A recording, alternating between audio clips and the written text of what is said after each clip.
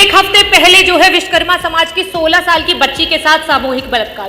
कहां थे आप जब लखनऊ में 13 साल की बच्ची जो है उसके साथ सामूहिक बलात्कार? कहां थे आप जब गाजियाबाद में 4 साल की बच्ची है उसकी बलात्कार करके हत्या कर दी गई? कहां थे आप जब मेरठ में एक दलित मां को मार दिया और उसकी बेटी को उठा करके ले गए?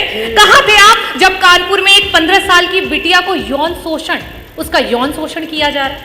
कहां थे आप जब बुलंदशहर में आपकी ही पुलिस महिला की इज्जत लूट रही थी?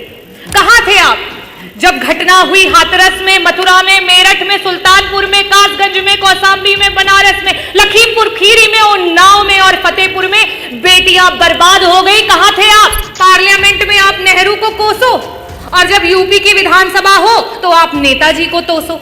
और क्यों?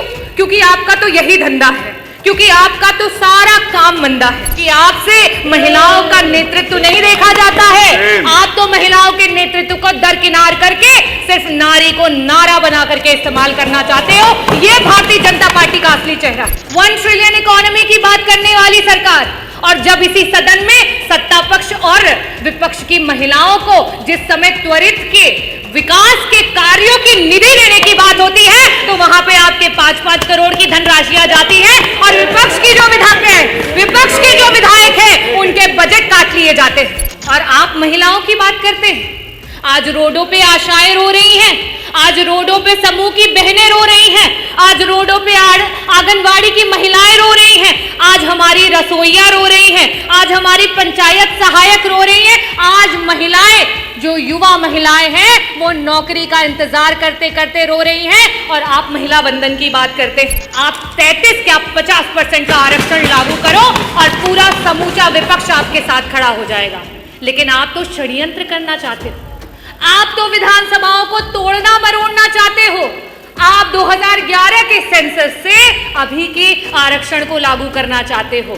आप नियम कानून से नहीं चलना चाहते हो, आप सिर्फ और सिर्फ नारी को इस्तेमाल करके नारा बना करके अपनी कुर्सी को हथियाना चाहते हो। कि ये बिल पे चर्चा तो बस एक बहाना था, महिला का नाम लेकर वोट पर निशाना था और आरक्षण का ढोंग पीटकर लागू नहीं कराना था। तो 2023 सितंबर में पार्लियामेंट में सर्वसम्मति से पास हुआ बिल 2.5 साल बाद आधी रात में नोटिफिकेशन जारी नहीं किया जाता।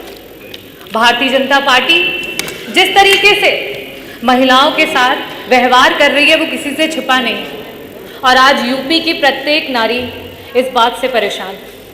मैं कुछ चंद बातों से अपनी बातों को शुरू करना चाहूँगी कि मैं यूपी के नारी हूँ, बेखौफ सताई जाती हूँ, राम राज्य का झांसा देके बलि चढ़ाई जाती हूँ,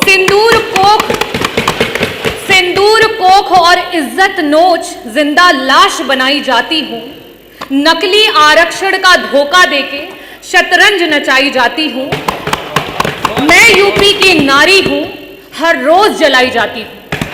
आज भारतीय जनता पार्टी की जो सरकार है, डबल इंजन की सरकार, और खास करके उत्तर प्रदेश की जो सरकार है, उसकी नकारात्मक सोच महिला को कहीं जिंदा जला रही है तो कहीं मार के जला रही है, कहीं घरेलू महिला को जला रही है तो कहीं कामकाजी महिला को जला रही है, और यहाँ तक कि भारतीय जनता पार्टी की खुद की महिला कार्यकर्ता हो, यहाँ तक कि महिला विधायक को भी जला रही है और उनको जलाने के बाद देखने तक नहीं जा रही। मैं पूरे सदन की तरफ से माननीय विधायक अनुपमा जायसवाल जी जल्दी स्वस्थ हों उसकी कामना करती हूं, और ये भी कहना चाहती हूं कि जिस भारतीय जनता पार्टी ने उत्तर प्रदेश के पूर्व मुख्यमंत्री जी की स्वर्गीय मां को भी अपनी गंदी राजनीति में खींचने से नहीं छोड़ा, वो सबसे पहले गए, क्योंकि वो असली महिला का सम्मान जानते हैं और समाजवादी पार्टी असली महिला का सम्मान जानती है। और उसके बाद भारतीय जनता पार्टी के 2 डिप्टी सीएम उनके बाद जाते हैं अपनी महिला विधायक को देखने के लिए, और यही है आपका नारी वंदन। मैं जो सरकार, भारतीय जनता पार्टी की सरकार महिला की सुरक्षा की बात करती है, महिला की सुरक्षा के नाम पर जीरो है, और जब बड़ी बड़ी बातें करनी होती हैं तो हीरो हैं। आज एनसीआरबी के आंकड़े जिस तरीके से दिखा रहे हैं, खास करके महिलाओं पे अत्याचार, महिलाओं को आए दिन किस तरीके से जलाया जा रहा है, मारा जा रहा है, सामूहिक दुष्कर्म किया जा रहा है और आपकी सरकार जो है वो चुप है, संरक्षण दे रही है। कहां थे आप? कहां थे आप? अभी एक हफ्ते पहले जो है विश्वकर्मा समाज की 16 साल की बच्ची के साथ सामूहिक बलात्कार हुआ, उसको जला दिया, उसको मार दिया गया।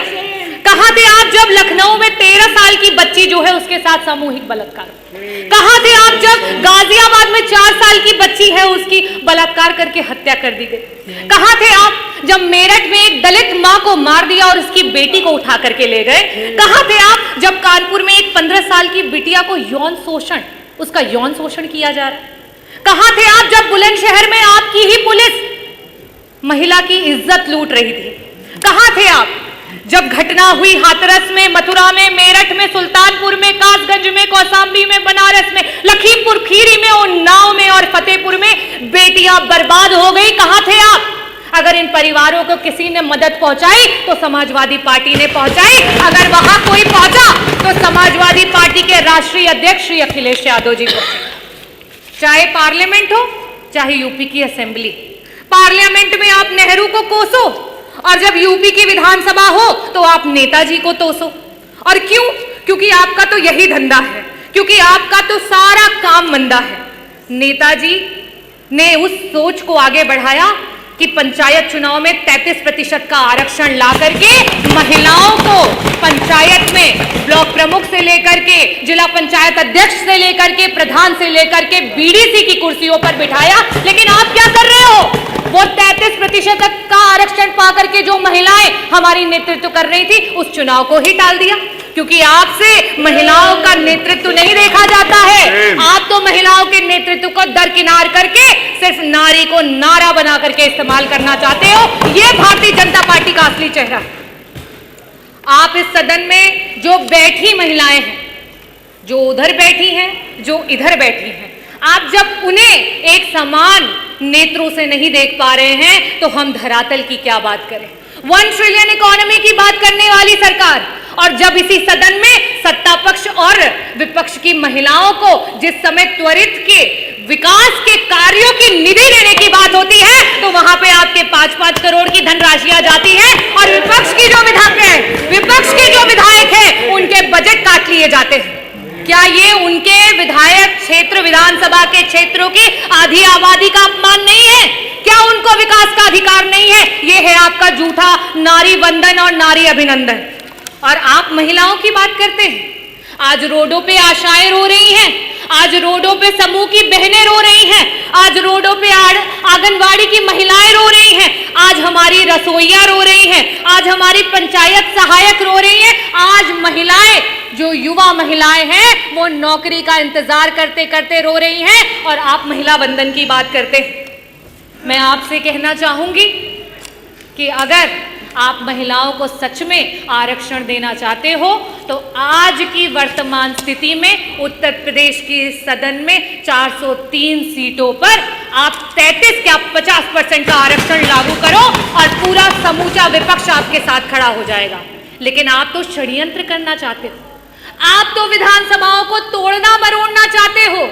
आप 2011 के सेंसस से अभी के आरक्षण को लागू करना चाहते हो। आप नियम कानून से नहीं चलना चाहते हो, आप सिर्फ और सिर्फ नारी को इस्तेमाल करके, नारा बना करके अपनी कुर्सी को हथियाना चाहते हो। मैं आखिरी में अधिष्ठाता महोदय सिर्फ यही कहना चाहूंगी कि ये बिल पे चर्चा तो बस एक बहाना था, महिला का नाम लेकर वोट पर निशाना था और आरक्षण का ढोंग पीटकर लागू नहीं कराना था।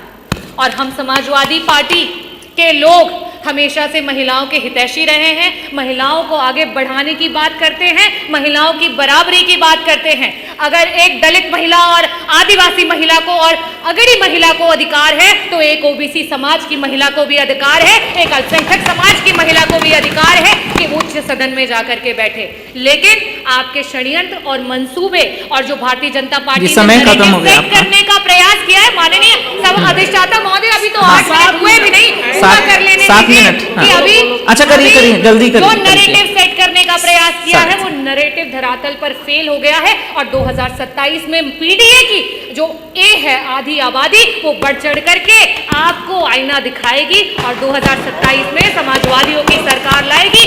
जय भीम, जय भारत, जय धन्यवाद।